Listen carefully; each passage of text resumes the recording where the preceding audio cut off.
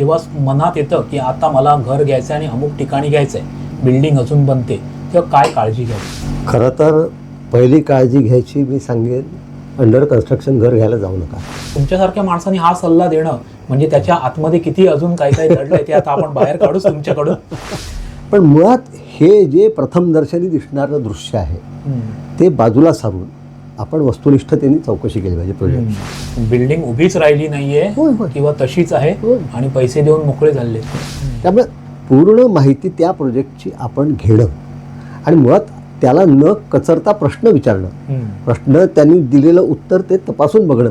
RERA हा कायदा आल्यानंतर त्याच्यावर बंधनं आली का? होतं काय की हे रजिस्ट्रेशन करण्यासाठी त्यांनी डॉक्युमेंट्स अपलोड केले, ते डॉक्युमेंट करेक्ट आहे का नाही हे व्हेरीफाय करण्याची रेराकडे यंत्रणा नाही. यंत्रणा नाहीये. या गोष्टी मॅनेज करणं काही फार अवघड नसतं. हो.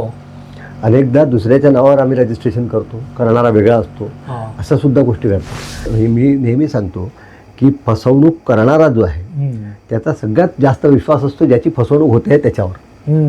म्हणजे बनवा बनवीला अंत नाही. हा. सगळेच असे नाही आहेत, सगळे असे असते तर एवढं आपलं चाललं नसतं. त्यामुळे सगळेच असे आहेत असं नाही. त्यामुळे लोकांनी अगदी घाबरून जावं आणि आता काही करूच नाही असंही नाही आहे. चांगले प्रोजेक्ट असतात, अनेक चांगले बिल्डर्स आहेत.